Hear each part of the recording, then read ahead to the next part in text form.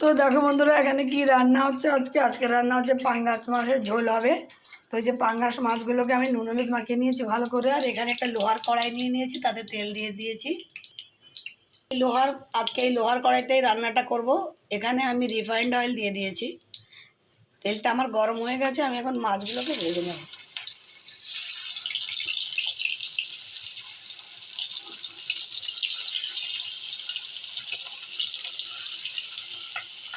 তো চলো মাছগুলোকে ভেজে নিই।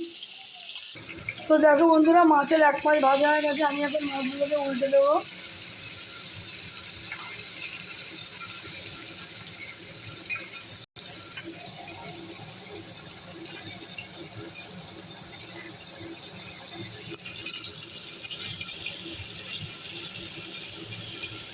দেখো মাছগুলোকে সব উল্টে দিয়েছি, লাল লাল করে ভেজে তুলে নেব। আর এইখানে অল্প আলু কেটে নিয়েছি, মাছের পাশে রেখেছি।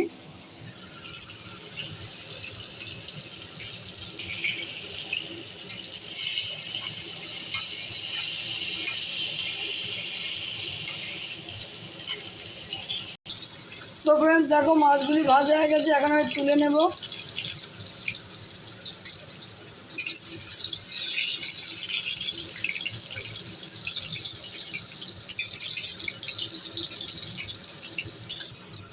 বাকি মাছগুলিকে দিয়ে দেব।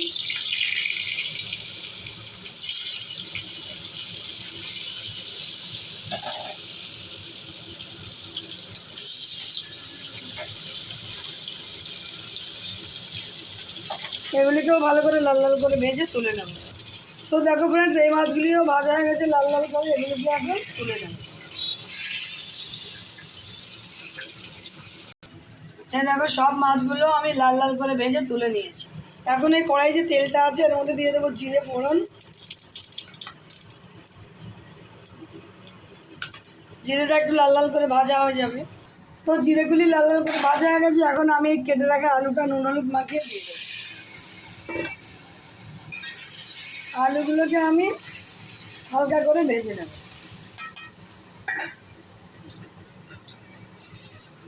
আর এই দেখো এখানে আমি নিয়ে নিয়েছি জিরে আর আদা একসঙ্গে, জিরে আদা আর টমেটো একসঙ্গে পেস্ট করে নিয়েছি।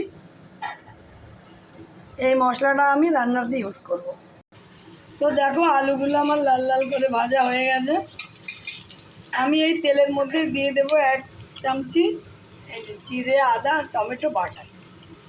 বেশি দেবো না, গরমে পাতলা করে মাছের ঝোলটা করব। 1 চামচি মতো দিয়ে দিয়েছি, 1 চামচি 1.5 চামচি মতো দিয়ে দিয়েছি জিরে আদা আর টমেটো বাটা। মশলাটাকে আমি একটু ভালো করে কষিয়ে নেব। এর মধ্যে সামান্য একটু জল দিয়ে দেবো মশলাটা কষানোর জন্য।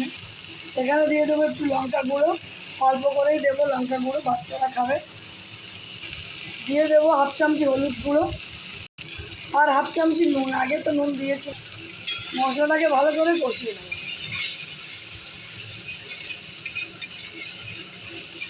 পাতলা করে মাছের ঝোলটা করবো, যেহেতু অনেক গরম পড়েছে। আমার মশলাটা কিন্তু কষানো প্রায় হয়ে গেছে।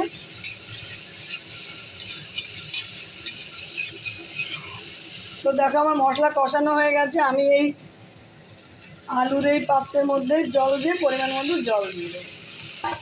পরিমাণ মতো জল দিয়ে দিয়েছি। এবার ভালো করে ফুটবে, আর একটু জল দেবো, ফুটে আলুটা সেদ্ধ হলে তারপর মাছগুলো দেবো। আমি আরেকটু জল দেবো। তো দেখো বন্ধুরা পরিমাণ মতো জল আমি দিয়ে দিয়েছি। এবার আমি এটাকে ঢাকা দেওয়ার দরকার নেই, এমনি ফুটতে দেবো, যাতে ফুটে আলুগুলো সেদ্ধ হয়ে যায়। তো ফ্রেন্ড দেখো আমার মাছের ঝোলটা ফুটে অনেকটাই আলুটা সেদ্ধ হয়ে গেছে, পুরোপুরি সেদ্ধ হয়নি। এখন আমি মাছগুলোকে দিয়ে দেবো।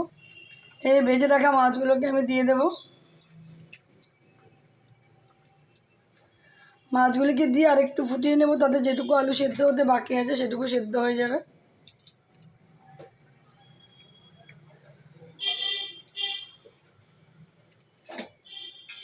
চলো মাছগুলিকে দিয়ে দিয়েছি, আরেকটু ফুটিয়ে নেব যাতে আলুগুলো পুরো সিদ্ধ হয়ে যায়।